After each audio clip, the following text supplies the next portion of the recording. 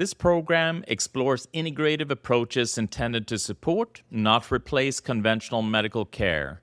The information presented is for educational purposes only and is not intended to diagnose, treat, cure, or prevent any disease. Always consult your physician or qualified healthcare provider regarding any medical condition or treatment decisions. Welcome to Integrative Cancer Solutions with Dr. Karlfeldt. A cancer diagnosis can feel overwhelming. You're suddenly faced with urgent decisions, complex information, and a path that may not feel fully clear. This show is here to help you navigate that journey with knowledge, perspective, and confidence. Each episode brings you real stories, expert insights, and integrative approaches designed to support your body alongside conventional treatment, expanding your options and strengthening your foundation for healing. And now, let's begin. Well, it's an absolute pleasure. I have Dr. Cara Fuhrman with me here today. And so, Dr. Fuhrman, thank you so much for spending some time with me. I'm excited to be here, and I appreciate you having me. So you went into the direction of naturopathy, which is very dear to my heart since I'm a naturopathic doctor myself. I'm just curious, what pulled you in that direction? So I was actually born into it. I guess you could say I am like a Nepo baby, and I'm proud of it. Don't think it's a bad thing. But I grew up with the unique opportunity to have my father be a nutritional leader. He's someone that actually calls himself more naturopathic than the naturopaths. And he's a 7 times New York Times bestselling author in nutritional science. I'd seen him reverse someone's diabetes and take them off their insulin medication in just 3 weeks, sometimes even less, with nutritional methods and really sticking to nutrition as the prescription. And he really drilled that message into me from a young age. And I had this really awesome opportunity to then start my career and follow him to conferences. And I even had someone come up to me and say, I'm 14 years cancer-free from a stage 4 cancer diagnosis, and I've never had it recur, and I didn't even do conventional treatments. I just did the natural treatments, and I followed every single thing your father said. And hearing that story, how could I not want to continue his legacy and share this with people? And what's so cool is that in nutritional science, I find my dad is still surprised at how good it works. Like, he had a case one time where a patient had metastatic cancer to the bone, and they went for a scan and a CT scan to look at their bone metastasis and see how it was progressing as they were on the nutritarian diet for a good while. And my dad actually called the hospital and said, "This can't be my patient. There's no more metastatic cancer on the bones. This is a clean CT scan. What do you mean?" And then he had the doctor repeat the scan. The doctor said, "I don't think that I made a mistake. This has to be your patient. I don't think I mixed people up." So he repeated the test, and it was actually the case. There were no more mets to the bone. So I grew up with that, and I watched it. So this is just an amazing opportunity for me to continue on his legacy and share that with more people. And who is your father? What's his name? Dr. Joel Fuhrman, which I should have said in the beginning. Yes, my father is Dr. Joel Fuhrman, who's most famous for his book, Eat to Live. But he's written about 12 books on nutritional science, and he's had, about almost, I think, 37 years in working in this field. I'm only 32, so it's been my whole entire life. Yeah, and I had the opportunity and joy of interviewing him a number of times and sit up on stage with him, and so he's a phenomenal doctor, and what he's the gift he's bringing and the legacy you're carrying on is I have the utmost respect for what he's doing. That's another good point. Is I love watching people as they're aging look better and feel better when they change their diets.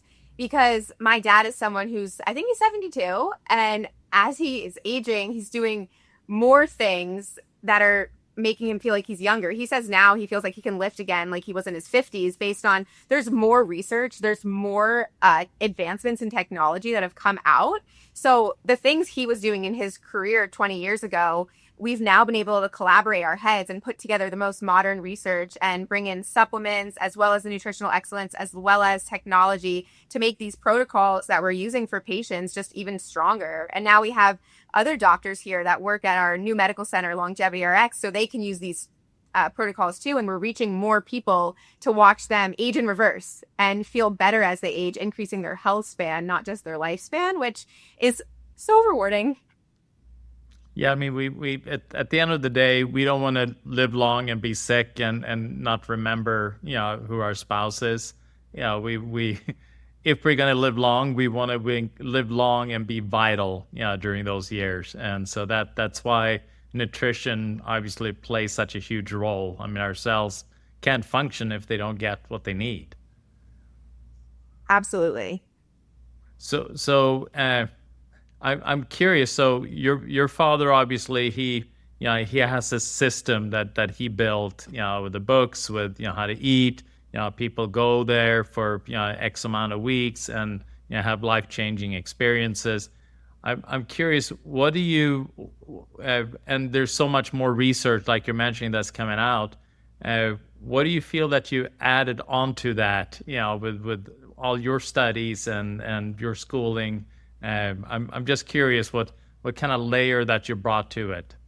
It really is all about layering and hitting things from a bunch of different angles. So we're layering on, the nutritional excellence that my dad's been looking at for many years. And I learned all about the botanical medicine and all these different herbs. Now we're using for cancer specifically herbs like Rauwolfia vomitora and Pau Pereira to help stop cancer in its tracks and not grow as fast, and even allow the immune system to recognize cancer cells, to dispose of them and have them go through cell suicide. And I'm able to bridge that gap. Think about it. If we were 17 years behind in technology, we would still be using like those new flip phones that just came out with Verizon and not have any sort of iPhone. So to think about it like that in medicine, I'm staying on top of what's coming out and helping people with the most cutting edge technology coupled with the nutritional excellence and the herbs that we're using. In addition to those herbs, we're now formulating products that have, curcumin from turmeric, has garlic, medicinal mushrooms. So all of these angles to just really make it so cancer doesn't stand a chance, and other diseases as well. We've been so successful at helping people with heart disease and diabetes and weight loss, but because it's a condition and a disease of hope that is just completely destroyed. There is no hope left, and people are given terminal diagnoses. And we, as practitioners that practice natural medicine, are able to give people their hope back and able to turn their life around. So I find that so incredible, and it's really a great career to be in because we're able to help so many people, which of course can be very hard with so many emotions around. But and you're talking about medicine being far behind the research, and it's funny here it's not funny, it's tragic actually. When I moved here to Boise, Idaho, met a nurse, and she literally came up to me and said, welcome to medicine 30 years ago, and so and it is sad when we see the amount of research that's taking place, and then that the standard of care, how cancer patients are being treated and what they're being offered are essentially what we did research on, like you're saying, 17 years ago. So we're essentially just kind of doing the same thing still.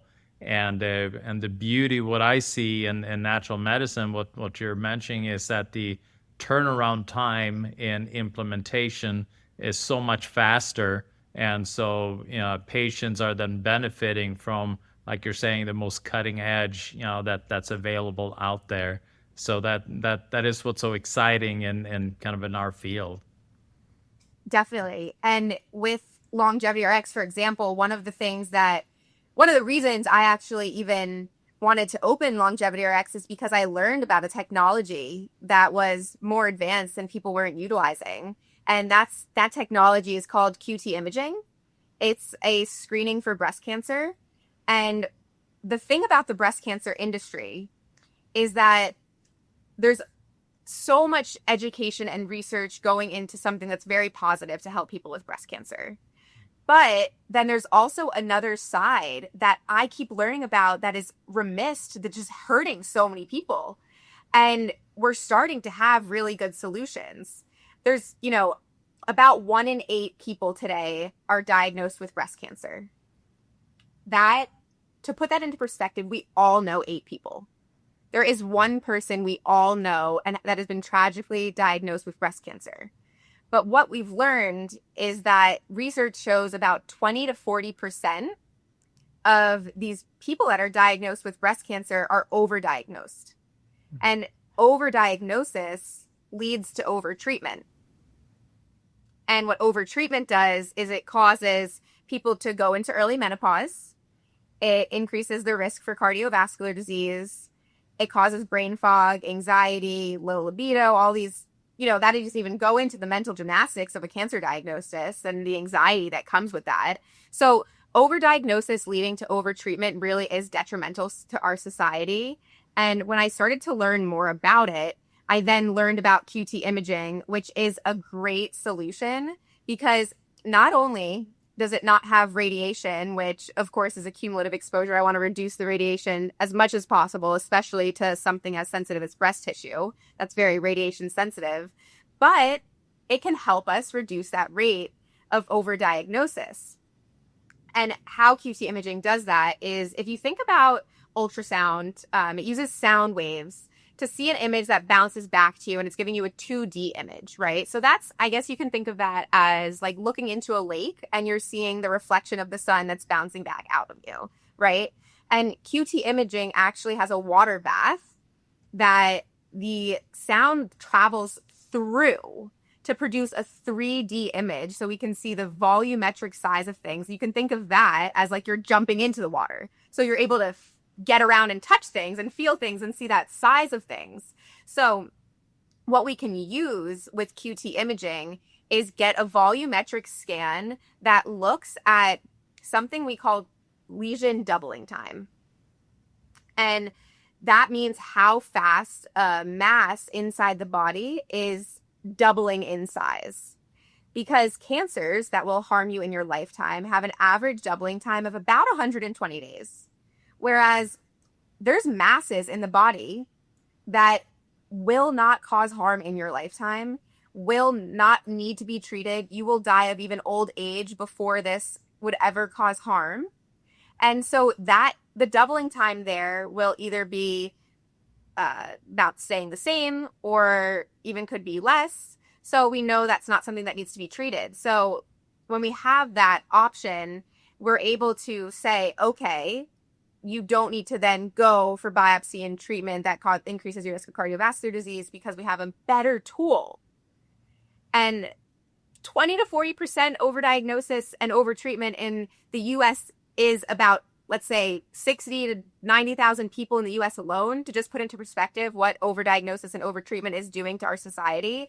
So with QT imaging, being able to calculate that lesion doubling time, we're able to reduce the rate of overdiagnosis and overtreatment and help those 1 in 8 individuals that are going on for a cancer diagnosis, which is miraculous. And that's only one of the reasons QT imaging is so amazing, right? There's a lot of other reasons. And so just knowing that is unbelievable. And one of the reasons I wanted to dive deeper into cancer, breast cancer specifically, and talk about these treatments. And another thing that is so amazing in modern society and technology is that we're able to use what I like to call liquid biopsies, which are blood tests that can look for methylation defects that are associated with cancers. So we have those screening tools as well. And when you find a methylation defect associated with early detection of cancer, that's where the diet and the supplements really shines to get rid of that defect. And a lot of these tests that are using blood to find these methylation defects will look like they have a high false positive rate on their websites. But that's because if you can't find anything on imaging, like a tumor, it's classified as a false positive, but you can have a methylation defect caught early enough that it's showing us that you would develop cancer in the future, but a mass hasn't formed yet. And the beauty with that is that you're able to kind of identify and see what kind of signal that you're getting. So you can then, let's say you do imaging, you get a positive, you do get, and then you can do very specific targeted imaging in order to be able to kind of look into those areas. And yes, maybe we don't see it at that time, but we still know that there's some signal coming from that location. And like you're mentioning, then it gives us a great opportunity to address it, before it starts to develop in something bigger. And in regards to the QT imaging, so obviously people, when they think of breast, monitoring, for breast cancer monitoring, they always think of a mammogram. And so talk to me a little bit about does QT imaging completely replace mammogram? Are mammograms useful, or are they more harm than good, like you're mentioning, causing a lot of overtreatment? What are your thoughts in regards to that? QT imaging is an alternative for mammogram because it's 20 times more clear of a picture than a mammogram and 40 times more clear of a picture than an MRI without the radiation from mammograms and without the heavy metal of gadolinium from MRIs. And even the CDC's website that recommends mammogram for people at averages for cancer and MRIs for people at a higher risk of cancer acknowledges that women at an average risk, in the average risk category, should not be using MRI because of the abnormal results you can get, right? And the inaccurate results that you can get. And with QT imaging, another thing that's really amazing is that it can be used for people with dense breasts and implants, because on mammography, you can't see dense breasts. You can't distinguish dense breasts from a tumor. So a lot of people that have dense breasts are called back, since when you have dense breasts, that means more granular tissue, which is the tissue that produces the milk. And that shows up white on the mammogram, but so does a tumor and a solid mass. And so you're not able to distinguish the two. And then dense breasts are also more radiation sensitive because the density soaks up that radiation. And the difference with QT is that we actually are looking at something called the speed of sound. And what happens is the sound is passing all the way through the breast, as we talked about before. And the system can measure exactly how long the sound takes to travel through each portion of tissue. So we have different tissue types within the breast, like fat, which is a relatively slow sound. And then we have granular tissue, which is conducting a little bit faster sound. And then when you talk about malignant tumors, it has a distinctively different speed of sound compared to benign masses or normal tissue. So not only are we looking at the image to calculate the lesion doubling time and look at the size of masses, but we have this other category that other imaging doesn't have called the speed of sound. So QT imaging really is producing a far more accurate image than something like mammogram or MRI. And I will always be doing QT imaging over mammogram as my background is Ashkenazi Jewish, and Ashkenazi Jews are known to have breast cancer in our descent. So I have this amazing technology that I will use over mammogram, in addition to the freedom that comes with eating a healthy diet. And the beauty is, like you're saying, it's not causing any harm. Mammograms, here you're radiating a very sensitive tissue, and you're squishing it, and so you're essentially causing trauma, which triggers more inflammation. And so mammogram actually then drives tumor process, and the more you do it, the more you're triggering trauma and inflammation to that tissue. And so it's like you're causing what you're trying to monitor, while you're not monitoring very effectively, with mammograms. QT imaging obviously being so much more effective and having a much clearer picture without the trauma. So there, I mean, to me, it doesn't make any sense, to do mammogram. And like you're saying, there's so many people that just get overtreated based upon it and all the damage that creates. Right. And I think it's important to point out here, too, that mammograms were invented with really good intentions based on the logical idea that a cancer starts small and grows slowly. And then if you catch it early, it saves lives. And logically, that is true for some cancers, like colon cancer, that grows in that linear, predictable way. But breast cancer doesn't really behave like that. And the biology isn't linear or predictable. So you can have a cancer that starts out aggressive or one that's there for a long time and is harmless. So that's something that's also very important to point out. And there's the Nordic Cochrane review followed over 600,000 women. It's one of the largest screening studies ever done, and it's an unbiased corporation that does not have anything to do with mammograms, doesn't have anything to do with QT imaging. And what they found was that, well, so they had 600,000 women, with half that did screen with mammograms and half that did not screen with mammograms. And both groups had equal access to medical care. The mammogram group had 30% more cancer diagnoses, but the exact same number in both groups died of breast cancer. So we're seeing here more diagnoses with less, not the same, like the same amount of deaths, right? So that puts into perspective that we're putting women through treatment that they don't need. And I think that study in particular is so powerful because it shows us that women are 10 times more likely to be harmed than helped by mammography. And that's a large population study.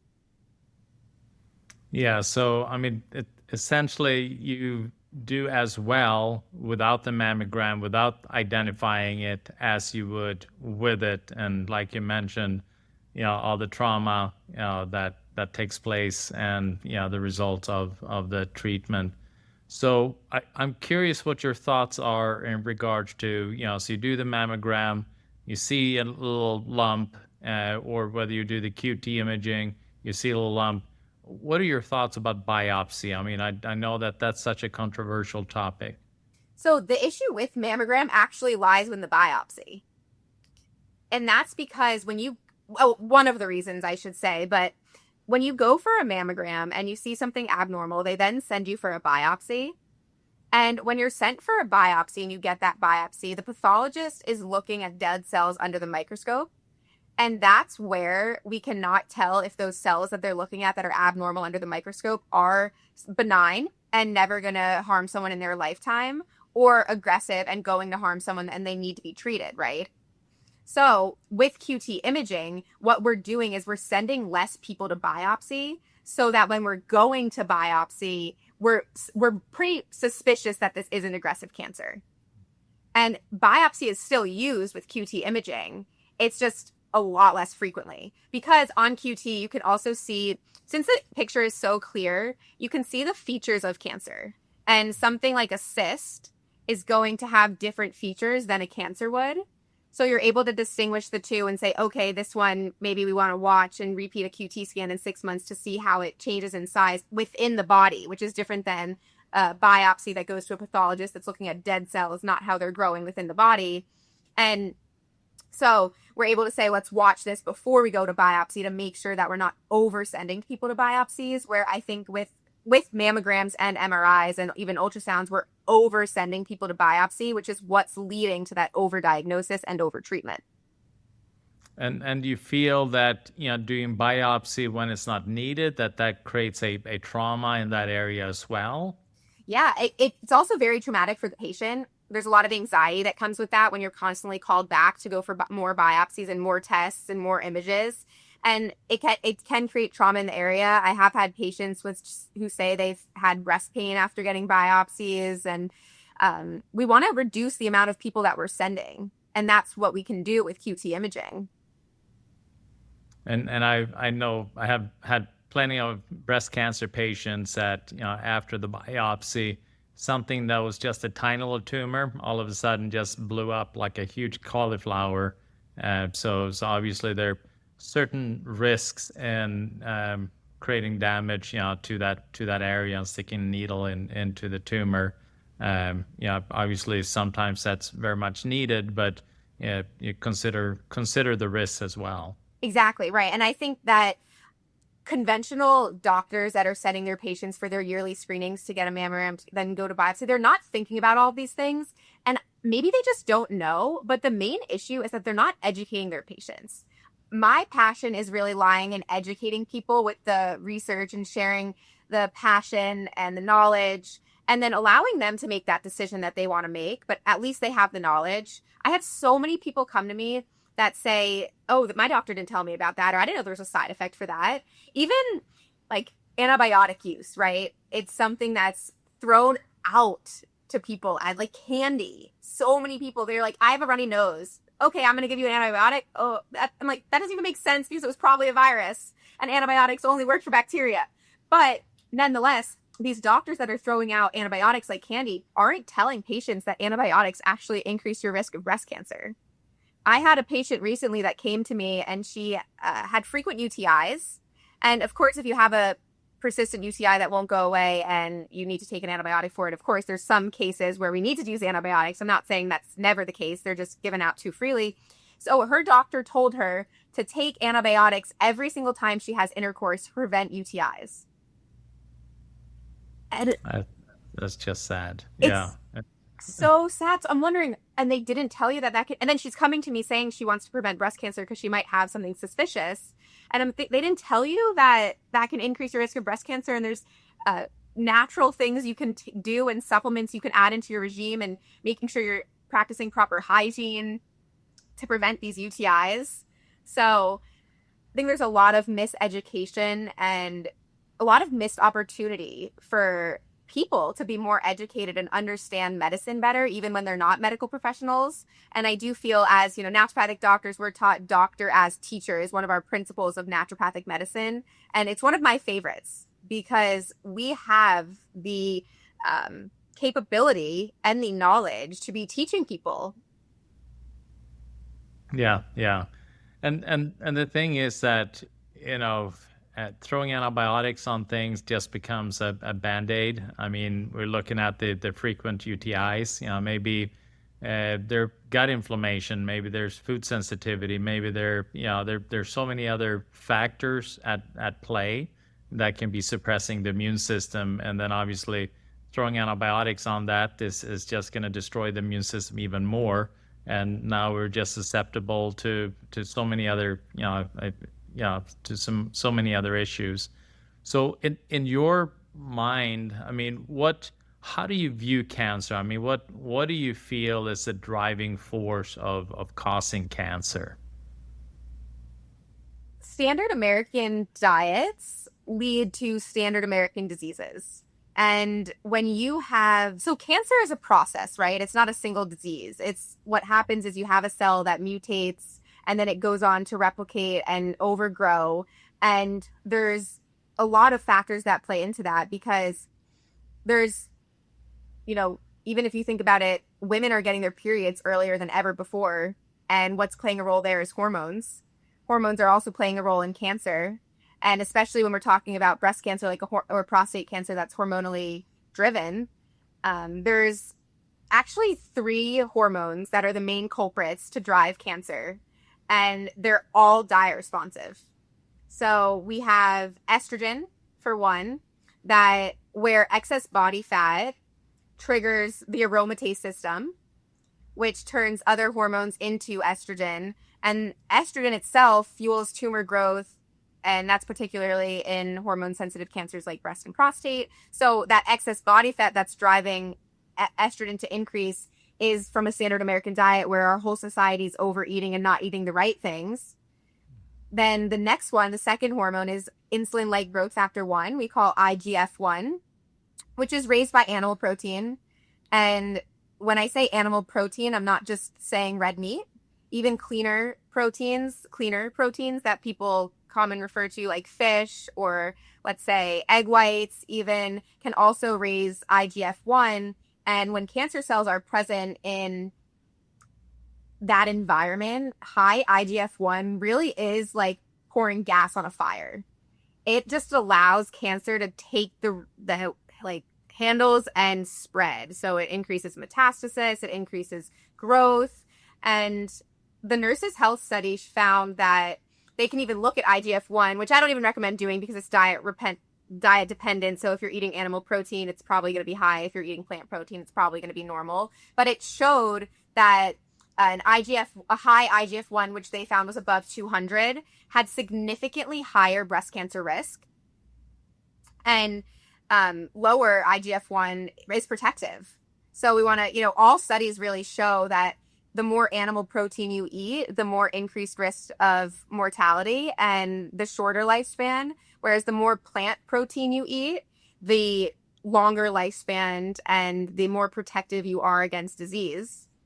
And then the third hormone that's a driver of cancer that is most directly driving cancer up is insulin, which we are all familiar with. We all talk about, pastries causing us to have high insulin. We have a lot of diabetics in America that are always talking about insulin. But I like to point out that insulin is not just driven up by pastries and croissants. It's also high glycemic carbohydrates. That's even sourdough bread that people are now making at home thinking is really healthy, and white rice, right? People don't think about that white rice that is coming on the side with their vegetables. And these spike blood sugar, which then spikes insulin, and that's another growth promoting hormone that keeps cancer cells multiplying. And actually, when my dad's career, he always said, the whiter the bread, the sooner you're dead. And I always rolled my eyes, and then now I am him. And it's so true. It turns out that that's not just a catchy saying, but it's really molecular biology and what's causing a lot of cancer in our society. And so in your view, I mean, so obviously the program that your doctor, that your dad developed, and you're working along with him then to kind of refine even more and kind of add even more punch to it. There it is, just to kind of reiterate for the audience that doesn't know, it is a plant-based, nutrient-dense type of diet, correct? Yes, and we actually have a saying called GBOMBS. It's an acronym, and these GBOMBS are the Superman of the diet. They are the 6 groups of anti-cancer foods that you should incorporate into your day every single day, whether you have cancer or you're preventing cancer. And the GBOMBS are greens, beans, onions, mushrooms, berries, and seeds. And studies show that the more cruciferous vegetables you eat, there was actually a study, I think it was there was a study that I think was about 5,000 women with breast cancer specifically people who ate the more green vegetables had 62% lower risk of death. And that's just a staggering number. And the mechanism behind why this is so powerful is really fascinating, actually. And you can think of cruciferous greens as anything that, I think cruciferous means in Latin a cross. So all the veggies with crosses like kale, broccoli, arugula, bok choy, mustard greens. There's a long list of them, even though kale is so popular. It's like the Beyonce of the green vegetable category. But there's a mechanism in the body that I think is really fascinating. There's 2 powerful compounds stored in separate compartments in green vegetables.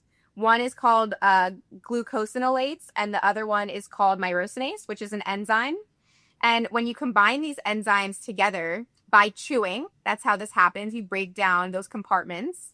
They meet and form something called isothiocyanates, which are ITCs. And what the ITCs do is they block the tumor blood supply, because in order for a tumor to grow, it needs nutrients and oxygen. So it cuts off that supply. It also neutralizes toxins, and it lowers excess estrogen, which then triggers cancer cell death. So just even these different cruciferous vegetables producing these different types of ITCs are so powerful. And variety also matters because you don't get the full protection from just Beyonce, right? You don't get that full good music from just Beyonce of kale. You have to eat a variety of foods, and even broccoli sprouts have the highest ITC production of any other cruciferous food. So that is really important. And then other foods that we also love in our anti-cancer protocol are things like flax seeds.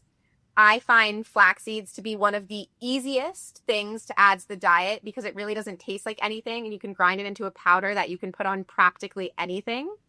And studies show that even less than a teaspoon of ground flax seeds a day reduce cancer death by a lot. I think it's 71% in a study. That's so much. And I recommend that my patients have a tablespoon of ground flax seeds. So we're adding on even more protection. And it's also really accessible. Like, flax seeds are not something that you can't access. I do recommend that people buy their flax seeds from a trusted source because the flax crop can really pick up a heavy metal called cadmium. And then another little cancer prevention and cancer treatment tip that I love is garlic, raw garlic. And you might think that tastes really strong if you're eating a raw garlic clove, but what we actually use is a garlic shaker, kind of like a black pepper shaker where you crack it over your dishes. So it's granulated garlic, and I crack it over everything I eat. Whether I'm making a salad or a stir fry or a soup, there I am cranking my garlic. So I don't use salt or really much seasoning because my taste buds are very sensitive, but I love the garlic granules, and that's been one of my favorite things to add into my routine as well, and for my patients. So there are no vampires in your neighborhood. That's what you're saying. Yeah, exactly. I love it. Good, good. Well, Dr. Fuhrman, this has been an absolute pleasure, and I'm so thrilled that somebody is stepping in and carrying on your dad's legacy. Obviously, he has many, many more years to go, but just knowing that somebody is there to carry it forward, I know that's got to be very comforting to him as well. So where can people find you? I am on Instagram as at Dr. Cara Fuhrman. It's just DR and then my first and last name. And then I also have my practice's Instagram, which is at longevityRx_. And then you can also go to our website, which is www.dr for doctor, longevityrx.com.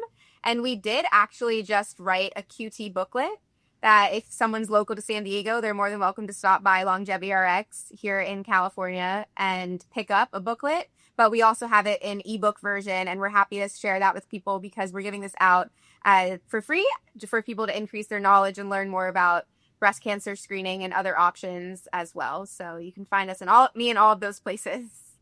Wonderful. Well, it's been an absolute pleasure, and thank you for taking this time, and thank you for tackling one of the biggest dreadful I would say pandemics that we're dealing with. Much more so than what we dealt with a number of years ago. So thank you so much for doing that. Absolutely. It's so true.